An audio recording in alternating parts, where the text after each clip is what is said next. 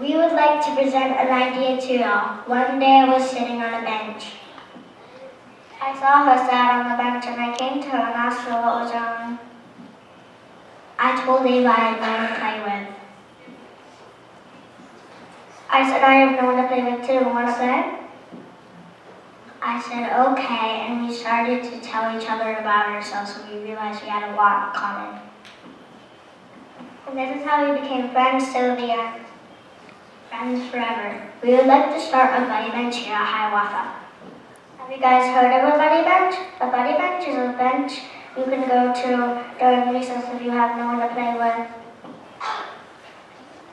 People are watching and you can go to the buddy bench and invite friends to play.